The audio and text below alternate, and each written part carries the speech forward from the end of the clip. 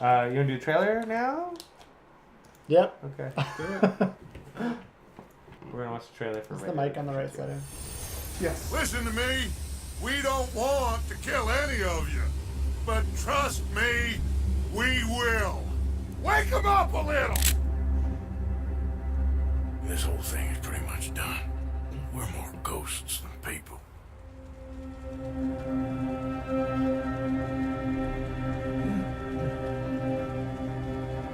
You've got to keep faith.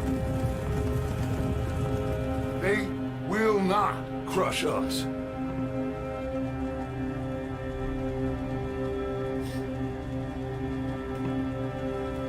Good old Dutch. My best friend. You know how we met? A pair of hucksters trying to rob each other. Back in 78 or thereabouts.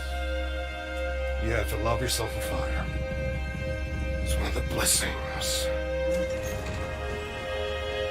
Sure, we can have fire. And we can have the knowledge of fire. But with that comes the knowledge of everything. Ladies and gentlemen, this is a robbery. Sons of Dutch. Makes us brothers. Sometimes brothers make mistakes. You will never change. I know that. All of you venerate savagery. And you will die savagely. Get out here! Stay strong. Stay with me. You have to love yourself a fire.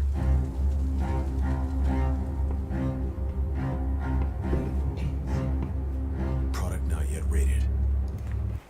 You know what it's gonna be rated. I watched this trailer on Wednesday when it came out, and I immediately got excited because I remembered how much I loved the setting and the vibe of the first game. I wasn't super hyped on this being a prequel, and I'm not super hyped about this being you being a part of Dutch's gang, because like the whole point of that first game is you're trying to get revenge on Dutch, basically. Mm-hmm. You're hired by some lawmen to take out Dutch and his gang that are causing havoc all over the countryside. So that's the crux of the first game. More happens after that. Okay. So, but that's like the main story plot points. But more happens after that. Yeah. You're the only one that's played. I guess so. this Ricky table, didn't play right? the I first played one. a little bit. I didn't. Yeah. I didn't like it. I love it. I'm not a Western guy. Yeah. Did you own it, or how'd you play it? I own it. Yeah. I think I. No, I Redboxed it. I think. Oh, okay. It's in my top 5 best games of the last generation of consoles. And yeah, so I just wasn't sure like how happy I'd be playing like the fucking bad guys. You know, I don't want to do that. Like at least with Grand Theft Auto, there's always you end up doing some gnarly shit, but it's always like, you know, quote, for the greater good or whatever. You know, try and get away, get away, get out, get far away. And in some cases, like in Grand Theft Auto 4, you don't get away. You end up stuck in the same trap, and it's kind of I like that aspect of the story, kind of the dark and gritty, you stuck in the same trap kind of vibe. And with, Go go ahead. What were you gonna say? No, like these are the same characters from the first one. Or There are some Or of some the of them characters are. from the first one, but it's a prequel. It happens 18 years before, I think. I think it was 1918 in the first game, and this game is 1899. But like they showed some shit that I'm super excited about. Like thinking about like the most fun we had with GTA 5 was like the heists and stuff, and like fucking robbing a train and like setting up stuff to stop a train or whatever, and climb aboard and taking out people and robbing it with real people, not just in single player, would be super fun. Mm-hmm. You know, robbing a saloon and having to take out like the local guy, the tough guy, and the bartender and the owner and the drunk, and having to concentrate on that. Like that seems like a lot of fun. They haven't said that that's an aspect of the game, but that seems like a lot of fun, and they kind of hinted at that in that trailer, showing you specifically robberies, train robbery, and like other stuff too. They show a little bit of the combat, and it's like, okay, yeah, that looks like Grand Theft Auto 5 combat, which is great because that game played really well. Then they had like a full, I guess Polygon put out a full article later on talking about like, you know, they got hands-on with it and they had like impressions and vibes and things they were told. And like the cool thing was like, they said that nobody is in an endless like NPC loop.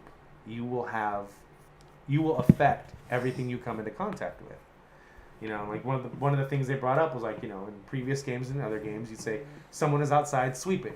And no matter what you did to that character, they were on that path and on that track no matter what you did. If you pulled the gun on them, they'd say, put that gun away. But they'd stay on their track. Like nothing would affect them. Now, in this game, you pull a gun on somebody, they're going to get freaked the fuck out. And they might run away, they might get scared, they might beg for their life, they might drop what they're doing, pull out a gun and shoot you back. Like, they are programming all sorts of different AI and different tendencies into different characters in this world. And it seems... So, like I was telling you the other day, they're saying all the right things for me to get me excited for a game that I was not excited about because I didn't want to play as Dutch's gang. Like, fuck that.